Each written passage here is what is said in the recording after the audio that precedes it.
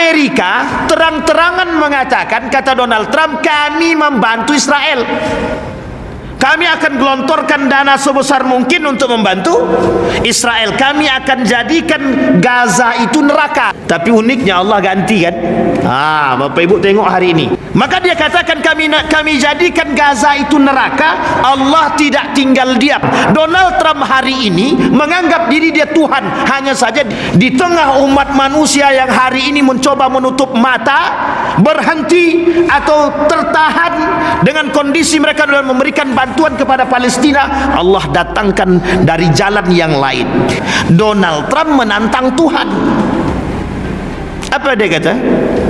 Akan kami jadikan Gaza neraka. Itu menantang Tuhan namanya. Baru-baru ini ada video seorang perempuan berjilbab pakai celana pendek.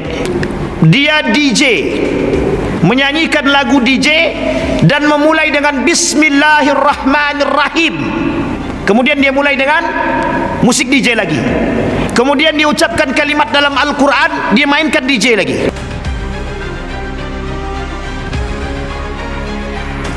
Assalamualaikum warahmatullahi wabarakatuh. Alhamdulillahi rabbil alamin. Alhamdulillahilladzi an'ama bi ni'matil iman wal islam, bihima tatimmus salihat.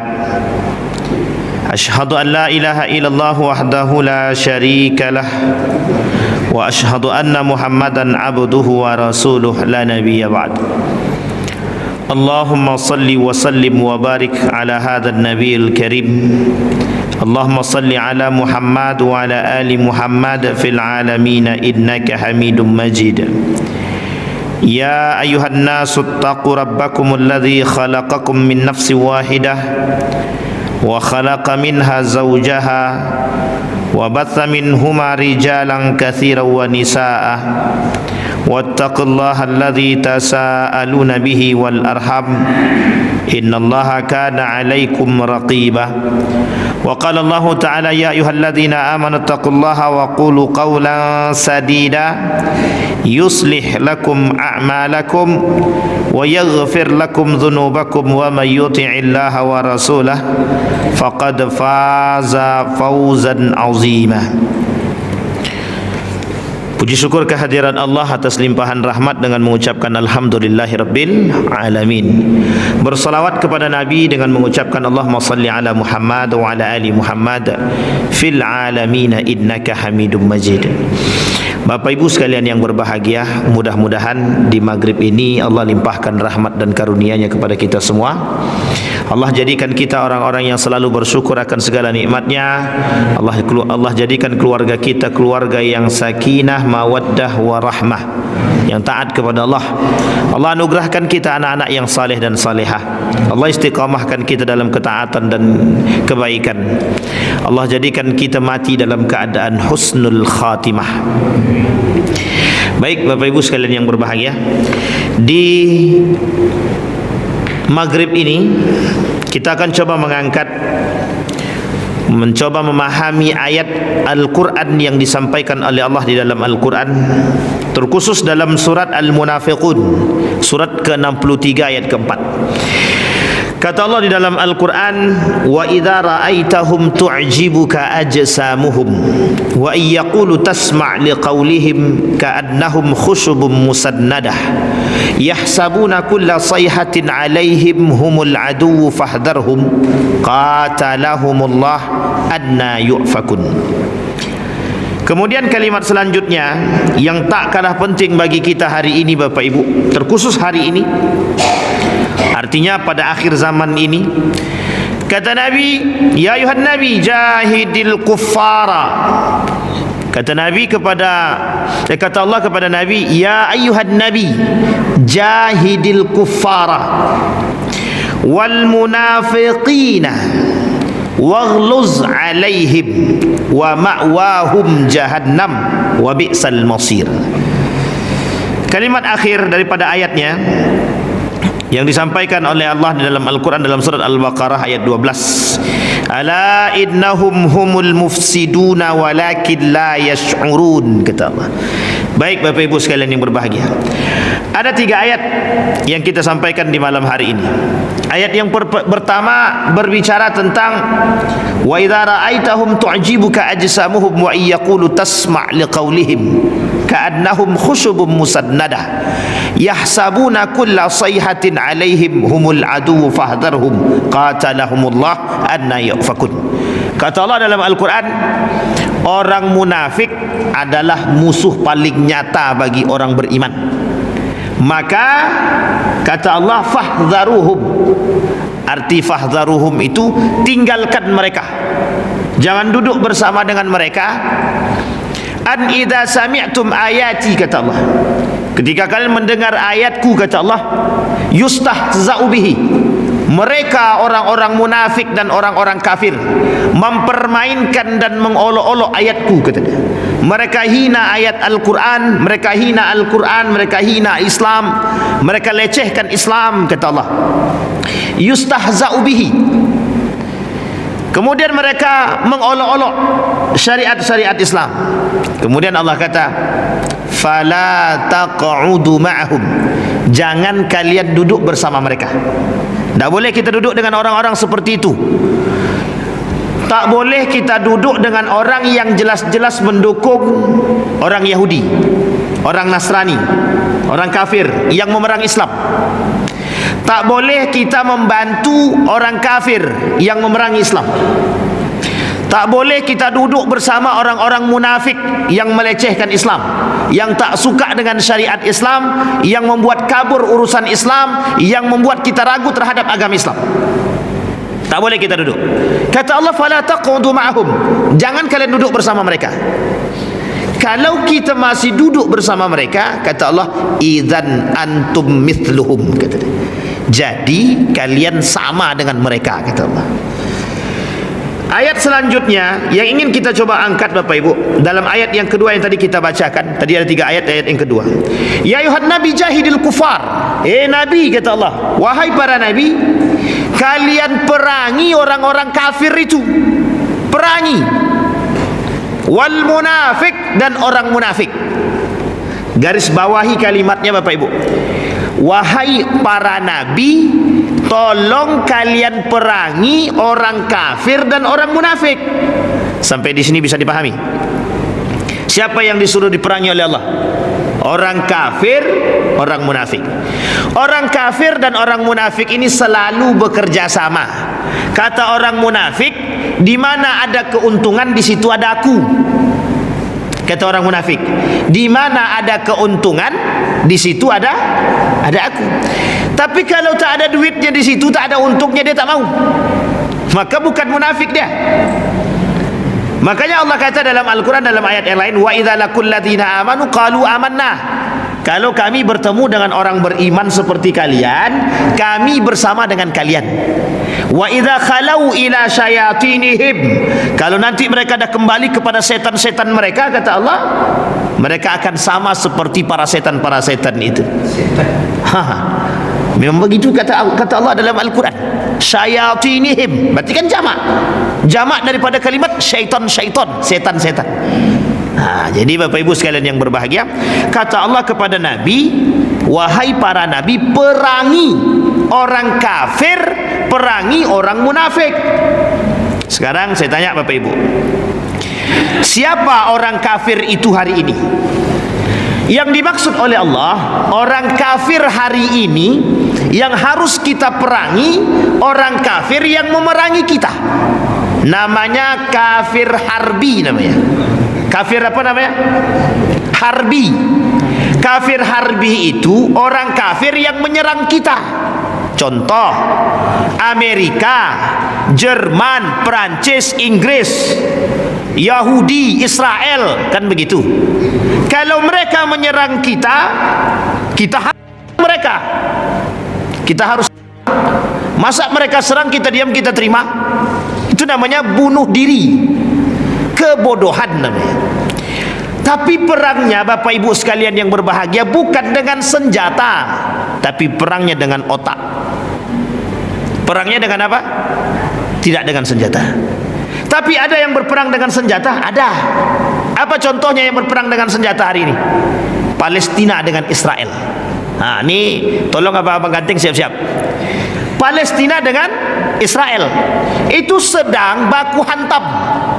Maka Bapak Ibu sekalian yang berbahagia, kalau ada negara yang membantu Israel, maka kita umat muslim juga harus membantu Palestina. Sampai di sini bisa dipahami. Kata Allah jahidil kufar. Kalimat jahidil kufar di sini, perangilah, jihadlah melawan orang-orang kafir bagaimanapun bentuk jihad kita. Kita harus lawan. Kata Musda Mulia, salah seorang profesor yang liberal itu, namanya Musda Mulia. Kalau kalian takut, potong nama tu bang. Musda Mulia nama dia, profesor, rektor, dulu pernah jadi rektor Universitas Syarif Hidayatullah Jakarta. Win. Universitas Islam Negeri Syarif Hidayatullah. Kata beliau, jihad itu membangun kebaikan. Jihad itu adalah berdamai dengan keadaan. Jihad itu adalah membuat perdamaian. Sehingga mereka membangun satu perjihadan dengan membangun satu kelompok, namanya kelompok perdamaian. Saya lupa nama lembaganya. Nama lembaganya saya lupa. Kata mereka itu jihad. Jadi jihad membangun kebaikan, perdamaian. Maka dengan bom itu bukan jihad. Dengan melawan itu bukan jihad. Dengan memberontak itu bukan jihad. Kata beliau itu bukan jihad. Kata Musda Mulia. Sampai di sini bisa dipahami Bapak Ibu? Baik. Sekarang Bapak Ibu, kalimat yang harus kita pahami adalah kafir. Orang kafir di sini yang boleh kita perang kafir harbi saja. Orang kafir yang menyerang kita. Sekarang pertanyaannya, kita di sini siapa? Umat muslim. Ingat kalimatnya. Bukan kita Indonesia, umat muslim. Sekarang saya tanya, Palestina muslim atau tidak? Muslim. Mereka diserang oleh Israel. Maka apa hukum kita membantu dia? Apa hukum kita membantu Palestina? Wajib. Bukan sunnah. Wajib. Amerika terang-terangan mengatakan, kata Donald Trump, kami membantu Israel. Kami akan gelontorkan dana sebesar mungkin untuk membantu Israel. Kami akan jadikan Gaza itu neraka, kata dia. Ini jawaban yang sangat tepat itu Bapak Ibu. Tapi uniknya Allah ganti kan.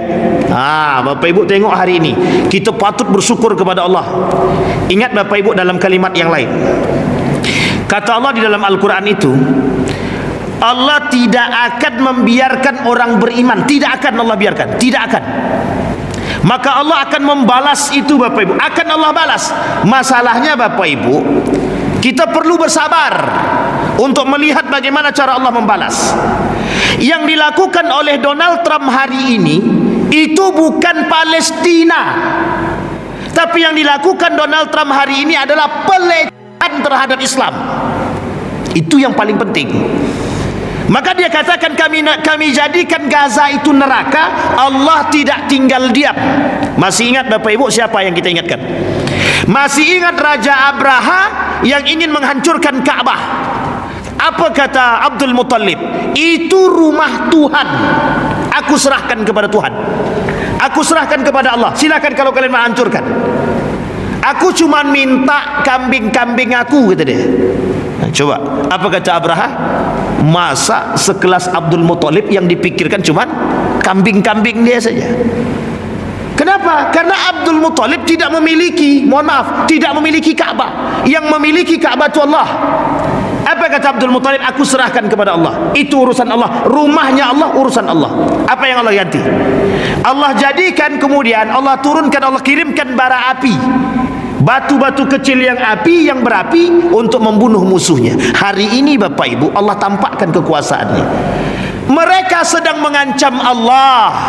Mereka ancam Allah dengan, mohon maaf, menjadikan manusia seolah-olah mereka Tuhan. Donald Trump hari ini menganggap diri dia Tuhan, hanya saja dia tidak seperti Firaun. Apa yang dia lakukan hari ini?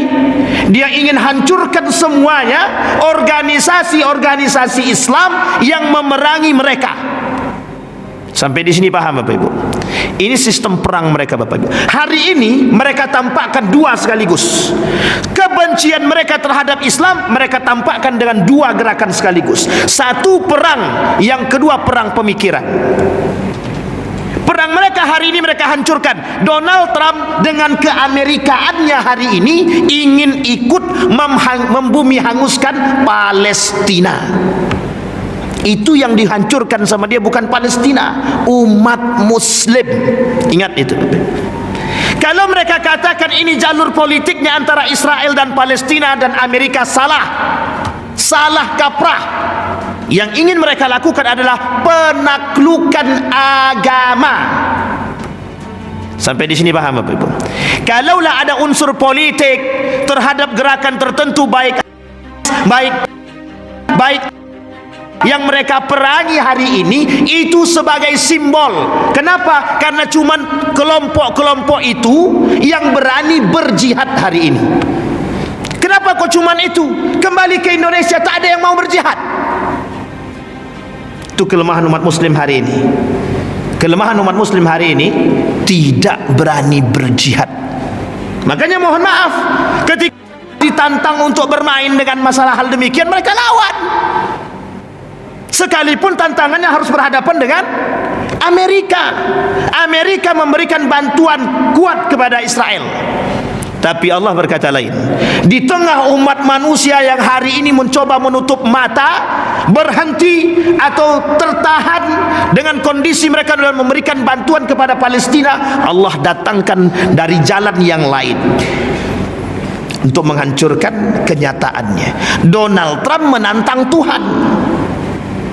Apa dia kata? Akan kami jadikan Gaza neraka. Itu menantang Tuhan namanya. Orang kafir.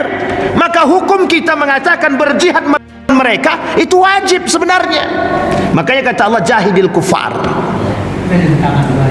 Sampai di sini bisa dipahami Bapak Ibu. Bagaimana cara kita memeranginya?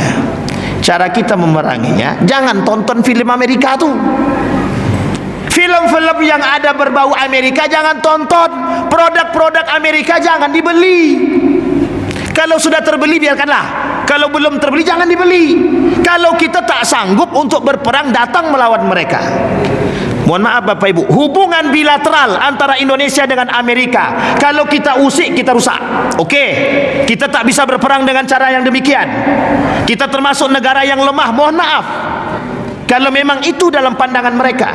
Makanya mohon maaf, kenapa Donald Trump berani koar-koar menganggap diri dia sebagai adik kuasa, negara adikdaya.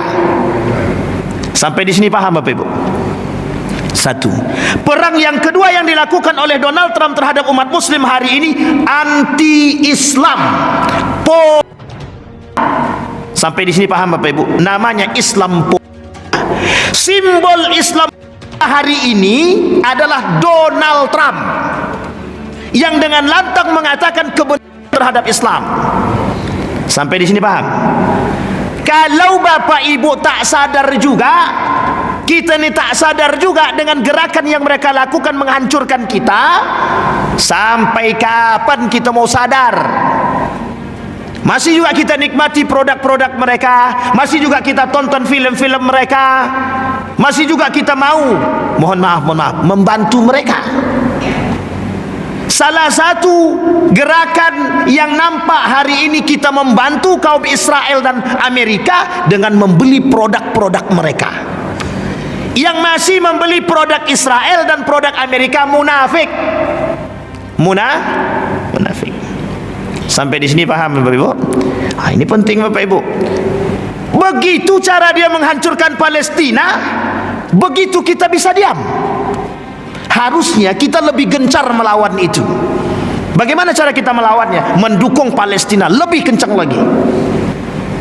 Bahkan kita harus buat kalau bisa tagar Amerika. Kan begitu? Itu muskilah pula nanti. Masalah juga memang. Sampai di sini paham Bapak?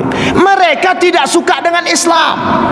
Donald Trump itu tidak suka dengan Islam, anti terhadap Islam, maka disebut dengan Islam. Sekarang apa yang harus mereka lakukan? Apa yang akan dilakukan oleh Donald Trump dengan gerakan-gerakan mereka untuk merusak Islam? Mereka bangun program-program yang merusak akidah kita. Mereka buat program-program untuk mendangkalkan akidah umat muslim. Hari ini Bapak Ibu, mereka tak lagi sembunyi-sembunyi menghancurkan Islam, tapi terang-terangan. Kalau Palestina bisa mereka taklukkan, maka semua negara Islam dengan sangat-sangat mudah ditaklukkan oleh mereka. Sekarang Bapak Ibu, ini bukan masalah politik, ini masalah agama. Masalah agama. Sekalipun berkata tentang politik, tapi sesungguhnya menjaga agama. In tansurullaha yansurkum, kata Allah. Itu kalimat yang harus kita tanam seharusnya dalam diri kita. Tapi kan agama nggak perlu dijaga, kata orang munafik. Kata orang munafik, agama tidak perlu dijaga. Tapi yang ngomong itu siapa? Allah. In tansurullaha yansurkum. Kalau kalian jaga Allah, niscaya Allah akan menjaga kalian.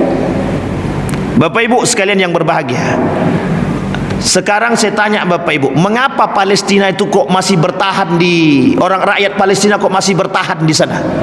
Apa yang mereka jaga? Kalau hanya sekedar tanah air saja, saya kira bukan itu menjadi alasan penting bagi rakyat Palestina untuk bertahan. Kalau cuma sekedar tanah kelahiran, itu mudah bagi mereka. Tapi di situ ada kiblat umat muslim yang pertama, namanya Masjidil Aqsa, yang memang oleh kaum-kaum Israel ingin menaklukkan itu. Kelak di akhir zaman Bapak Ibu, semua orang-orang Yahudi yang keluar dari tanah mereka akan kembali ke tempat mereka untuk memperkuat anggota mereka. Pahami itu. Dalam nanti perang terakhir kita melawan Muslim dengan Yahudi. Itu perang terakhir Bapak Ibu. Dan janji Allah benar dalam doa baginda Nabi. Kata Allah, kata Nabi dalam doanya, ya Allah, jangan kau biarkan hambaku atau umatku, jangan kau biarkan umatku kalah ketika berhadapan dengan musuh dia. Allah jawab, Allah kabulkan. Maka kelak Bapak Ibu, sekalipun ada pertumpahan darah antara Yahudi dan Muslim, orang kafir dengan Muslim, orang Muslim pasti menang. Pasti menang. Tapi kapan? Sampai di sini bisa dipahami Bapak Ibu. Kenapa doanya Nabi Muhammad sallallahu alaihi wasallam? Nah, Bapak Ibu sekalian yang berbahagia, Allah kata jahidil kufar wal munafik. Sekarang Bapak Ibu itu kafirnya. Sekarang Bapak Ibu yang harus pahami kelompok keduanya. Apa kelompok keduanya itu? Munafik. Ada orang yang munafik dengan agama. Dia muslim tapi dia mendukung orang kafir, munafik. Dia muslim masih membeli produk Israel, munafik. Dia muslim tapi tak suka dengan syariat Islam, munafik. Dia muslim tapi melecehkan Al-Quran, munafik. Dia muslim tapi melecehkan nilai-nilai agama, munafik. Bapak Ibu sekalian yang berbahagia, yang menjadi persoalan bukan Bapak Ibu. Yang menjadi persoalan kita hari ini adalah generasi setelah Bapak Ibu. Perhatikan baik-baik. Anak Bapak Ibu, perhatikan baik-baik. Berapa besar kekuatan mereka merusak pola pikir anak-anak kita hari ini dengan semua program yang mereka lakukan. Kita lihat Bapak Ibu, yang sudah nampak di tengah kita hari ini. Berapa banyak anak-anak muda yang tercuci otaknya dengan gerakan-gerakan mereka. Sudah kita sampaikan, orang munafik itu banyak. Dan kata Nabi, yang paling berbahaya itu bukan orang kafir, justru orang munafik yang berada di antara kita. Ketika kita berbicara tentang agama, yuk sama-sama kita sholat berjamaah, kita kuatkan, kita bangun persatuan. Apa kata mereka? Alah, cuman sholat aja pun, sholat ya udah sholat aja lah gitu. Nah, itu munafik namanya itu. Ketika ada semangat juang dalam membangun perekonomian misalkan, datang orang-orang di belakang. Udahlah, kita kerjasama aja lah dengan produk-produk lain biar mudah kita dapat duit. Sampai di sini paham Bapak Ibu? Di tengah sangat marak-maraknya kehancuran, datang orang-orang yang coba membela non muslim, munafik. Kasus-kasusnya sudah kita sampaikan. Artinya Bapak Ibu sekalian yang berbahagia, hari ini Bapak Ibu, kita tidak hanya diserang dengan orang kafir, kita juga diserang oleh orang munafik. Dan yang paling banyak menyerang kita hari ini orang munafik. Orang munafik. Sekarang saya lihat Bapak Ibu, saya kasih contoh Bapak Ibu. Salah satu kerusakan umat muslim hari ini ketika mereka menjadi seorang yang munafik. Bermunculan di tengah kita hari ini peleceh-peleceh Al-Quran, dan yang melakukan pelecehan itu orang muslim. Baru-baru ini ada video seorang perempuan berjilbab pakai celana pendek. Nah, saya baru dapat kiriman dari abang ganteng kita. Dapat video itu, dia DJ, menyanyikan lagu DJ dan memulai dengan Bismillahirrahmanirrahim. Kemudian dia mulai dengan musik DJ lagi. Kemudian dia ucapkan kalimat dalam Al-Quran, dia mainkan DJ lagi. Ternyata dia pakai celana pendek, berjilbab tapi celana pendek. Itu muslim. Sampai di sini paham? Bapak Ibu sekalian yang berbahagia, yang hari ini banyak diminati oleh anak-anak muda, gaya musik seperti itu banyak diminati oleh anak muda.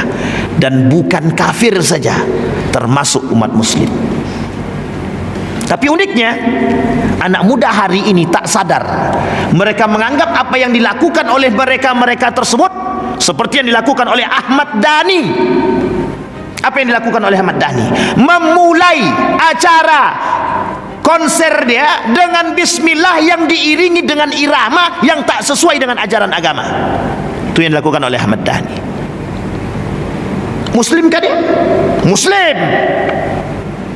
Tapi apa, bagaimana pandangan dia terhadap itu? Yang ketika masa Al-Quran dilantunkan dengan, mohon maaf, langgam Jawa, sudah sekian banyak orang yang protes, ditambah dengan musik pop, pelecehan terhadap Al-Quran. Itukah Bapak Ibu sekalian yang berbahagia? Boleh cek pengikut Ahmad Dhani itu, anak muda atau yang kakek-kakek? Rata-rata anak muda. Adakah mereka mengkonter pemikirannya Ahmad Dhani dengan melakukan hal demikian? Tidak ada. Kenapa? Fans. Jadi kita ini sudah dimakan fans. Makanya wajar ketika Nabi bilang, kata Nabi, kelak di akhir zaman akan banyak manusia mengikuti Tuhan mereka. Siapa itu? Manusia. Mereka akan mengikut panutan mereka, fans-fans mereka. Makanya kelak di akhir zaman tu yang jadi fans itu manusia, bukan lagi nabi, bukan sahabat, bukan tabi'in, bukan tabi'at tabi'in. Justru orang-orang yang, mohon maaf, mengidolakan nabi, para sahabat, dilecehkan. Sampai di sini bisa dipahami Bapak Ibu. Nah, itu kondisi kita hari ini Bapak Ibu. Pertanyaan muncul, kemana umat muslim? Kemana umat muslim? Oh, muslim Pak Ustaz di mana-mana banyak betul. Pertanyaan selanjutnya muncul, kemana orang beriman? Kemana orang beriman? Kalau kita tak punya perhatian dan tak mau ikut berperang dalam melawan orang kafir dan orang munafik, maka mohon maaf, jangan bermimpi untuk bisa lebih baik. Kita ambil contoh. Kita ambil contoh masjid ini. Kalau sudah ada manusia munafik di dalam masjid ini Bapak Ibu, dan Bapak Ibu tidak lawan, maka mohon maaf, jangan salahkan kelak masjid ini akan beragam pemikiran dan mohon maaf akan keluar daripada syariat yang dijanjikan, yang sudah ditentukan oleh Allah. Jangan salah. Jangan salah. Kenapa demikian? Karena kita membiarkan orang munafik leluasa berbuat. Orang munafik itu banyak. Dia tak suka dengan syariat Islam. Dia akan lakukan apapun yang akan mereka lakukan. Bapak Ibu sekalian yang berbahagia, kalau kita masih berdiam diri dan santai dengan keadaan kita hari ini tanpa ingin berbuat, maka sesungguhnya itulah yang disebut dengan dha'ful iman, iman yang lemah. Sampai di sini bisa dipahami Bapak Ibu? Kenapa Kenapa anak kita hari ini kok jauh daripada Al-Quran? Yang melalaikan mereka lebih bisa dinikmati daripada Al-Quran itu sendiri. Apa buktinya? Contohnya banyak. Kenapa mereka lebih enak duduk menikmati musik di kafe daripada di sini? Itu pertanyaan besar bagi kita. Mengapa mereka lebih bisa menikmati lagu di kafe daripada menikmati Al-Quran di dalam masjid atau pengajian? Itu pertanyaan besar. Mengapa? Artinya apa? Keberhasilan kaum munafik, keberhasilan kaum kufar merusak pola pikir anak-anak kita hari ini terjawab. Sampai di sini bisa paham Bapak Ibu ya?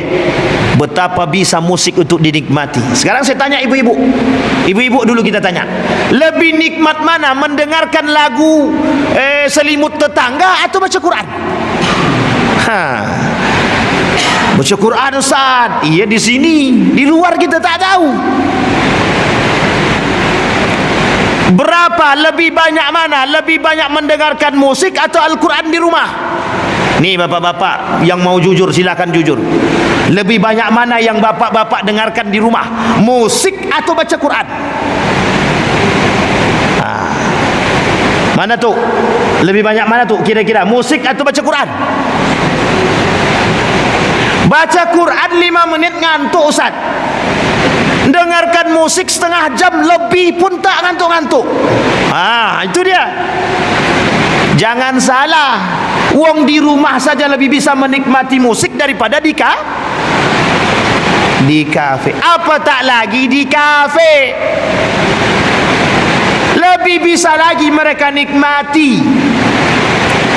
Mereka punya program banyak menghancurkan kita. Asal kita ini jauh dari nilai-nilai agama.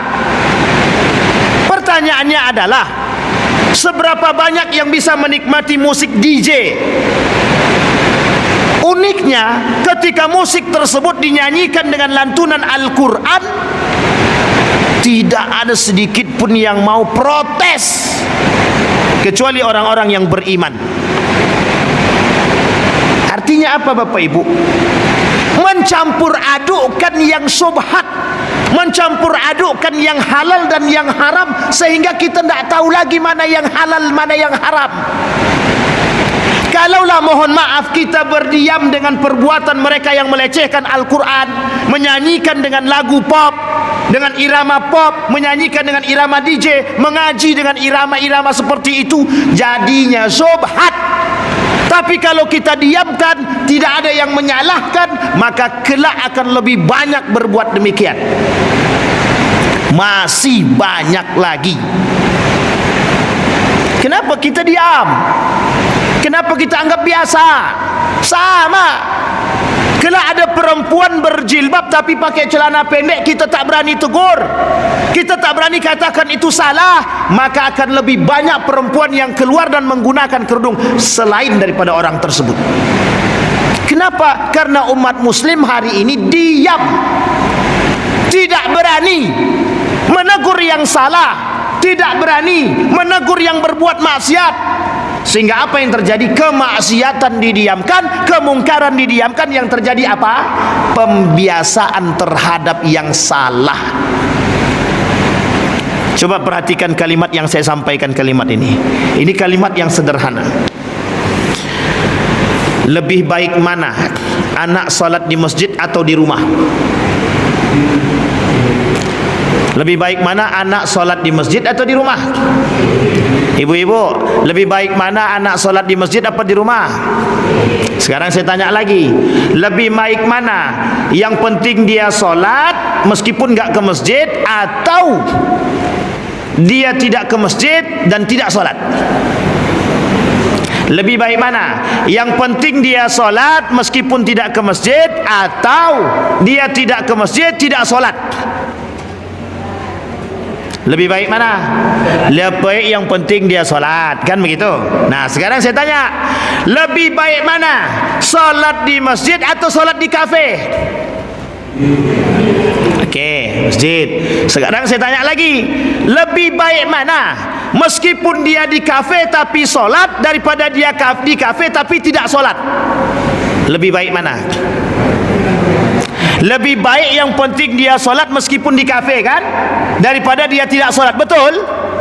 Sekarang saya tanya Bapak Ibu, itu tak yang kita sampaikan kepada mereka? Yang penting kau solat nak, betul apa salah? Betul apa salah? Itu nak yang kita sampaikan kepada anak-anak kita? Yang penting kau solat nak, mau di kafe kau, mau di manapun kau, yang penting kau solat. Betul apa salah? Salah tuh. Yang betul? Hari ini kenapa kafe itu lebih penuh? Apa jawaban anak muda hari ini? Yang penting kami solat Ustaz. Mau kami solat di kafe atau dimanapun, yang penting kami Jadi jangan salah kalau masjid kita sunyi dari anak muda. Kenapa? Yang penting mereka hasil didikan orang tua, yang penting kau solat. Mau di kafe, mau dimanapun kau tempat, yang penting kau solat. Artinya apa? Pembiasaan terhadap peninggalan solat berjamaah di masjid. Akhirnya apa? Mohon maaf, anak muda terbiasa untuk tidak solat di masjid. Yang penting kami solat, yang penting kami ingat Allah, yang penting kami solat. Mau di masjid kayak kami solat, mau di rumah kayak, mau dimanapun silahkan. Nilai masjid hilang, nilai keberkahan masjid hilang. Kelak orang tak cinta masjid, memang cinta solat betul, tapi tak cinta lagi dengan masjid. Akhirnya apa? Mohon maaf, lambat laun yang menghuni ini, yang tua-tua mati bergiliran sedikit demi sedikit. Mohon maaf, tidak ada lagi anak muda.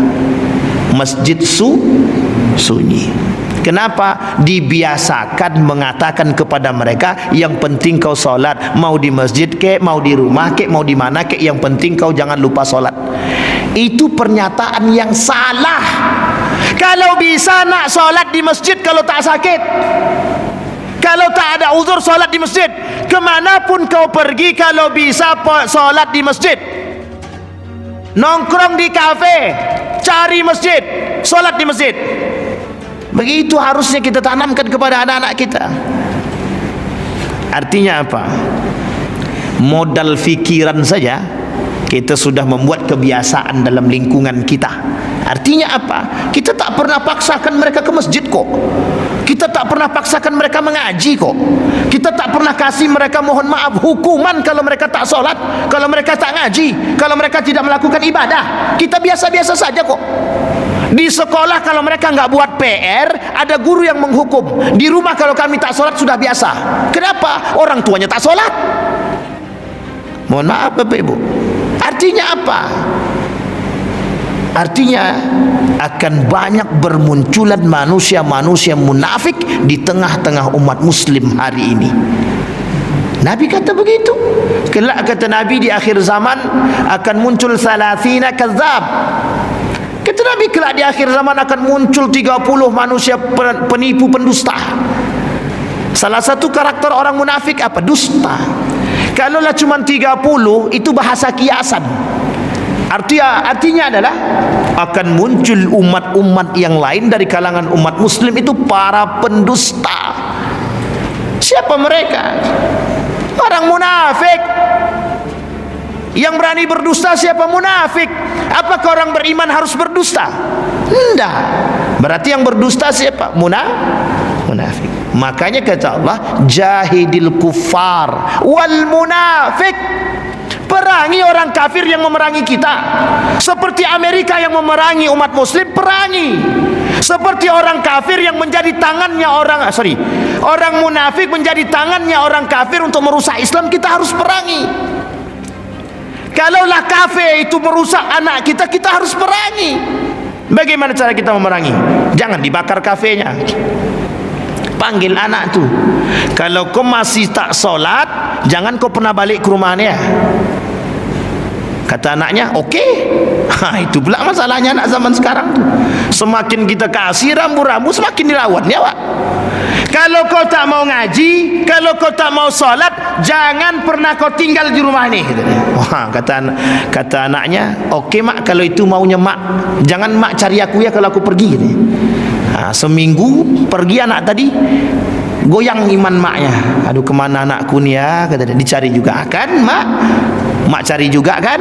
Apa kata maknya? Mau solat kau mau tidak tak apa-apa, yang penting kau balik ke rumah, kata dia. Coba bayangkan Pak, kalah kita sama anak hari ini kan. Kalah. Anak kecil umur 3 tahun setengah saja bisa mengatakan begitu kepada kita Pak, apalagi yang di atas Pak. Tantangan kita berat Bapak Ibu, berat. Tantangan kita itu berat.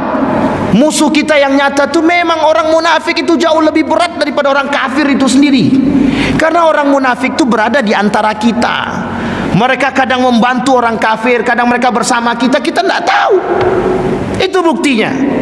Ketika gencar-gencarnya pemboikotan produk Israel, masih banyak orang berkerudung, orang muslim berpeci masuk ke Starbucks, masuk ke KFC, membeli produk-produk Israel. Masih banyak sampai hari ini.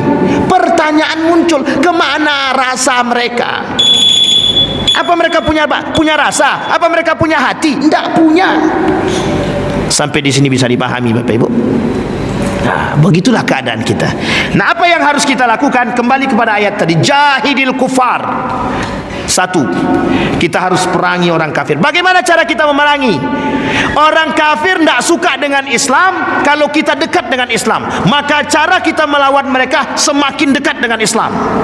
Yang kedua, orang munafik itu sangat tidak suka melihat kita begitu dekat dengan Al-Quran. Maka apa yang harus kita lakukan? Semakin mendekat kepada Al-Quran. Orang munafik pengennya kita jauh daripada nilai-nilai agama. Apa yang harus kita lakukan? Mendekat kepada nilai agama. Orang munafik nggak suka dengan orang-orang yang ikut pengajian. Semakin kita datang dengan pengajian. Orang munafik akan cari cara untuk merusak kita. Kita cari cara bagaimana kita menjaga kita. Orang munafik katakan hilangkan pendidikan agama, kita katakan tambah pendidikan agama. Kalau pendidikan agama formal hilang, maka di masjid harus perbanyak pendidikan agama. Harus begitu kita melawan. Kalau kita melawan dengan perang di negara yang penuh dengan undang-undang ini, maka kita yang habis. Tapi kalau kita diserang, kita melawan, itu baik. Tapi kalau kita tidak diserang, kita tak bisa menyerang. Maka kalau diserang dengan pikiran kalau kita diserang dengan pikiran, kita harus melawan dengan pikiran. Kalau kita diserang dengan program, kita harus melawan dengan program. Harus. Kita diserang ekonomi hari ini, kita lawan dengan ekonomi. Maka masjid harus punya ekonomi yang baik. Sempat tak punya, mohon maaf, datang orang kafir, butuh berapa masjid tuh? 50 miliar, alah cuma 50 miliar ini duit. Besok masuk dia ke masjid, kita cium tangan dia. Itu yang terjadi kan? Iya. Ketika Haritanu Sudibyo masuk ke dalam masjid, semua orang cium tangan. Kafir apa tak kafir dia tuh? Kafir. Tapi kenapa? Karena piti. Mau kita dibeli begitu? Nah, hari ini Bapak Ibu, terkhusus di Riau ini, di Pekanbaru khususnya, yang punya dana terbesar itu orang kafir. Orang kafir itu. Bayangkan. Nah, jangan sampai pula orang kafir itu menjadi donatur pula. Ini pula yang menjadi masalah. Kemana kamu mau menjalankan proposal? Tolong Pak bantu masjid kami Pak. Berapa proposal? Sekian. Alah cuma sekian, nama. Tidak perlu pakai proposal, kata dia. Akhirnya menjadi donatur masjid. Besok berbicara dia, itu masjid itu kan sebagian besar dana dari aku, kata dia. Mau ngapa kita? Mau ngapain kita? Bisa kita lawan. Kita nggak punya duit. Lebih baik kita terhina, dihina oleh mereka, daripada kita harus menjual harga diri kita. Kita lawan Bapak Ibu, kita harus lawan. Nah, Bapak Ibu sekalian yang berbahagia, Allah sampaikan di dalam Al-Quran, wa ma'wahum jahannam. Orang kafir dan orang munafik itu tempatnya neraka jahanam. Jadi Bapak Ibu sekalian yang berbahagia, poin penting dari apa yang saya sampaikan hari ini, yang pertama, kita Bapak Ibu orang beriman harus punya fokus hari ini dalam membangun satu gerakan yang menciptakan, mohon maaf, pendidikan akidah yang baik kepada anak kita. Itu satu. Karena apa yang dilakukan oleh orang munafik hari ini dan bekerja sama dengan orang kafir itu 4. Saya ambil 2 saja. Satu Bapak Ibu, orang kafir hari ini yang bekerja sama dengan orang munafik, pengennya kita hari ini itu terombang-ambing dengan agama kita. Artinya apa? Kita ragu dengan nilai-nilai agama. Sama yang seperti yang tadi saya katakan sama Bapak Ibu. Sekarang saya tanya ibu-ibu, lebih baik berkerudung, tapi lebih baik mana? Berkerudung meskipun pakaiannya sempit, atau pakaian lapang tapi tak berkerudung? Pilih mana? Mesti berat pilihannya itu kan. Lebih baik mana? Berkerudung pakaian sempit, atau tidak berkerudung pakaian lapang? Mesti berat jawabannya. Lebih baik mana? Solat tapi mencaci maki, atau tak solat tapi tak mencaci maki? Coba lebih baik mana? Solat mencaci maki lebih baik daripada tak solat tapi tidak mencaci maki. Lebih baik mana? Lebih baik solat daripada tidak mencaci maki. Dia solat tapi tidak mencaci maki, itu lebih baik. Ini solat tapi mencaci maki. Tapi Bapak Ibu sekalian yang berbahagia, kalau harus memilih, lebih baik dia solat meskipun lisan dia, mohon maaf, mencaci maki. Apa yang dikatakan oleh orang munafik hari ini? Dia solat tapi lisannya minta ampun, mending aku tak solat tapi lidahku baik. Itulah yang terjadi di tengah kita hari ini. Itu orang munafik tuh Bapak Ibu, munafik. Kenapa pilihannya begitu? Pilihan yang paling baik itu adalah solat dia dengan solat menjaga lisan. Itu yang paling baik. Makanya Bapak Ibu jangan salah kalau ada orang, mohon maaf, solatnya rajin, korupsinya juga rajin. Itu imbang namanya dunia akhirat. Solatnya rajin, kalau kemudian korupsi juga rajin. Itu namanya imbang dunia akhirat. Dia mengamalkan ayat Allah itu. Tapi itu na'udzubillahi min dzalik. Bapak Ibu sekalian yang berbahagia, sebelum saya tutup, poin yang kedua yang ingin saya sampaikan adalah jaga generasi kita hari ini Bapak Ibu. Qu anfusakum wa ahlikum nara. Jaga generasi kita. Mohon maaf Bapak Ibu, yang melalaikan anak muda hari ini adalah satu, alat elektronik itu tadi. Yang kedua, musik. Yang ketiga, tempat tongkrongan mereka kita harus jaga Bapak Ibu. Harus jaga, terutama yang punya anak perempuan. Jagalah. Baik perempuan maupun laki-laki. Bangun di rumah itu Bapak Ibu satu program pendidikan agama yang baik. Nak, maghrib mengaji, jangan lupa solat 5 waktunya diingatkan, bagaimana anak-anak itu tetap istiqomah dengan mengajinya. Itu dulu. Karena kalau tidak Bapak Ibu sekalian yang berbahagia, besok Bapak Ibu tidak akan lihat anak Bapak Ibu membaca Al-Quran. Sekarang Bapak Ibu harus jawab dengan jujur, berapa sering anak Bapak Ibu mengaji di rumah? Setiap waktu kah? Setiap solat 5 waktu kah? Atau sekali dalam sehari? Atau sekali dalam setahun? Itu tergantung atau kembali PR-nya kepada siapa? Bapak Ibu sekalian, untuk kita semua. PR buat kita semua. Jadi Bapak Ibu sudah nampak apa yang dilakukan oleh orang kafir terhadap kita. Mereka akan terus mengejar kita sampai kita rusak. Walan tarda ankal yahud walad nasara hatta tattabi'a millatahum.